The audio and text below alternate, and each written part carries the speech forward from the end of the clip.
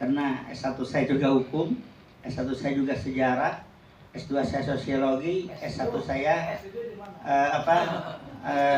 bahasa dan seni. Jadi kalau bicara persoalan literasi, karena memang dasarnya ada. Bicara persoalan sejarah, dasarnya ada. Bicara persoalan hukum sama. Kalau bicara persoalan politik sama. Saya juga pernah nyalek, cuman gagal menghabiskan uang saja. Begitu kemarin ditanya oleh Pak Padrijon, Kang Aceh, ada nggak uang 200? Saya pikir kalau 200 kecil ada, tapi kalau 200 besar tidak ada. Dia butuh 200 besar. Saya tidak layani itu dan saya konsen kepada seni budaya. Saya ingin menghibahkan pikiran, tenaga, dan filosofis kehidupan kita ke dalam ranah seni budaya. Kenapa hal tersebut harus kita lakukan? Karena menurut saya seni budaya dekat dengan peradaban literasi. Karena saya tidak pernah mengatakan Sunda adalah suku, Sunda adalah peradaban. Saya tidak akan pernah mengatakan seni budaya adalah hanya sekedar eliminasi, tapi kita akan mengatakan itulah bagian dari peradaban. Bapak dan Ibu, kalau itu waduh sederet luar biasa. Kami juga anggota TP2GD, tim perumus dan pengusul gelar daerah. Jadi tahu persis. Jadi kalau Bapak dan Ibu nanti ditanya siapa tidak hanya Soleh Iskandar tapi Kapten Muslihat, kita harus bisa jawab. Di mana pertempurannya, di mana juga ketika beliau perutnya udah dalam cek orang Sunda namanya keluar usus, itu di mana kita harus tahu. Kalau kita didramatisasikan, menangis itu semua gitu. Sehingga ketika istrinya hamil 6 bulan, maka berpesan, Neng, mencek orang mah sayang gitunya, Neng gitu. Apabila nanti lahir anak kita di dalam perut ini ajal udah mulai mendekat, maka beri nama adalah Merdeka. Maka jalan yang di sana tadinya jalan Cikemeh, belokan nih yang ada Kapten Muslihat, ke sana jalan Cikemeh, digantilah menjadi jalan Merdeka. Karena anaknya adalah TB Merdeka begitu. Itu luar biasa. Kalau kita dramatisasikan, indah sekali gitu. Menangis sekali. Iya. Ini luar biasa. Narasumbernya nggak apa-apa, nggak usah jauh-jauh saya. Yang tidak usah dibayar begitu. Aslinya kan mudah. Nanya persoalan dreaded sama, tanya lagi kita. Silakan nanti saya banyak di Trans 7 gitu kan, kalau diwawancara nih. Terkadang kita tidak pernah tahu saya ada di mana. Tadi siapa yang nanya ke saya mana tadi? Pak, Bapak ada di Trans 7 kemarin tuh. Saya sendiri yang pelakunya kok nggak tahu gitu. Tapi nggak apa-apa. Biarkan ilmu mengalir. Jangan pernah kita menagih janji terhadap ilmu. Biarkanlah guru juga bagian dari pengabdian. Tidak akan pernah bertanya berapa gaji saya. Itu yang terbaik. Bapak dan Ibu, kenapa tadi berbicara persoalan Ki Haji Soleh Iskandar? Menurut saya dalam perspektif kepahlawan sejati. Kita tahu persis, kebetulan rumahnya dekat. Rumah kami dengan beliau dekat.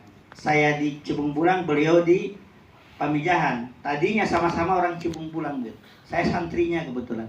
Jadi dekat betul dalam persoalan-persoalan itu. Nah, tentu tadi ketika kita bicara persoalan lahirnya beliau tanggal 22 Juni 1922. Ketika wafat juga tidak jauh berbeda, 23 April 1992. Ini 92 saya waktu masih di Bali ya, masih kuliah di Sospol. Dulu itu fisip itu ke Sospol gitu ya. Kalau sekarang tidak ada terpaksi-paksi begitu. Kenapa Bapak dan Ibu ini penting? Insya Allah nanti karena kebetulan Bapak dan Ibu sudah menulis nomor HP, ya saya kasih tahu nanti nomor HP pertama akan kami share adalah tentang seluruh makalah yang ada hari ini di share nanti. Jadi apabila Bapak dan Ibu hari ini tidak menerima fotokopinya, tidak apa-apa. Ternyata banyak. Makalah saya aja bisa 10 halaman. Kalau fotokopi berapa kali berapa. Nanti akan kami share sebagai panitia. Yang kedua, nanti akan kami share adalah nilai yang ada di belakang sertifikat. Kebetulan sertifikatnya sudah ditandatangan Kepala Dinas, sudah ditandatangan kami, cuman belum dilampirkan belakangnya. Biasanya satu paket begitu. Nah, pertimbangan kami tidak etis kalau kita bicara hanya beberapa jam diberikan nilai 36 jam. Kan tidak bagus. Jadi nanti Bapak dan Ibu tagih ke saya apabila belum diberikan itunya, yang lampirannya. Atau nanti di share, bisa di print, kan begitu. Nanti dikasih nama, kemudian laminating, cakep itu. Jadi kalau sertifikat laminating saja, takut nanti digigit oleh apa begitu ya, tikus. Kemudian terus nah ini adalah kiprah. Bagaimana Pak Kiai Soleh Iskandar berkiprah untuk bangsa dan negara. Walaupun beliau ada di lokalisme, ada di daerah Bogor Barat sana ya, daerah kami di sana, daerah terpencil di sana, tapi kiprahnya luar biasa, luar biasa. Ini hal-hal yang tentu saja yang membuat kekaguman semua pihak, termasuk Jenderal A. Nasution, karena itu sahabatnya. Termasuk tadi Raden Ipit Gandamana, karena beliau adalah bupati yang terkucilkan pada saat itu. Wakilnya adalah R.E. Abdullah. Sampai hari ini R.E. Abdullah sudah punya jalan, Ipit Gandamana tidak punya jalan. Tapi kalau di Purwakarta, Masjid Ipit, Majlis Taklim Ipit dan lain sebagainya. Karena beliau cucunya hari ini adalah Mayor Jenderal Iwan Sulanjana yang mantan Panglima beberapa waktu yang lalu. Tapi itu pun sama, tidak pernah mau kakeknya untuk dilambangkan sebagai pahlawan. Sama seperti Kiai Soleh. Ini kehilasan ya. Kalau kita bukan apa-apa, kita seolah-olah apa-apa begitu kan. Nah ini gumede lah namanya, cek bahasa gumede mah. Non bahasa orang mah gede hulu begitu ya. Gede hulu kan. Ya. Nah ini hal yang begini nanti juga akan dibaca terus deh. Ini beliau, ini Pak Kiai Soleh, ini Pak Yopi, Pak Ali. Kemudian ini adalah Natsir. Kedua-duanya sudah menjadi tokoh pahlawan.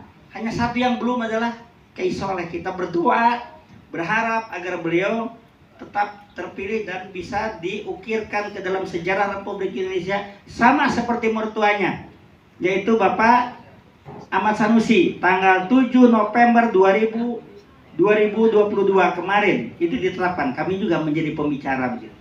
Jadi enaknya Bapak dan Ibu kalau kita sudah menguasai ilmu kesejarahan itu enak. Makanya kalau Bapak dan Ibu guru PPKN, guru IPS, luar biasa. Itu pelajaran yang paling saya sukai dulu ketika di SMP. Sampai guru SMP-nya menangis karena saya jauh lebih pintar daripada gurunya begitu. Itu perbedaannya. Jadi kalau saya bertanya, tidak akan pernah bertanya yang ada dalam pelajaran itu. Belum yang akan datang baru saya tanya. Maaf, saya bicara waktu itu ke Ibu Hindun. Bu punten, saya bertanya karena Ibu bangga kalau punya murid pintar. Nah, saya sampaikan, waduh gimana, mohon maaf, nanti di PR, Ibu bukan guru kalau begitu, keluar dari kelas, begitu saya. Saya pekerjaannya begitu. Sampai hari ini saya suka memprovokasi begitu.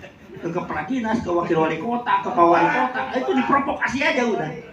Kenapa? Tidak ada pelanggaran kok, kita punya hak untuk berbicara sesuai dengan undang-undang.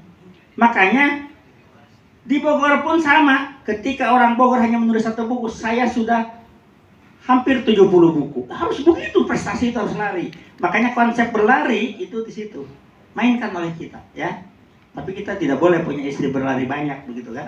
Sudah, cukup saja yang ada saja. Yang adanya apakah 2, apakah 3 itu rahasia. Ya. Ayo kata Pak Lurah amin katanya begitu.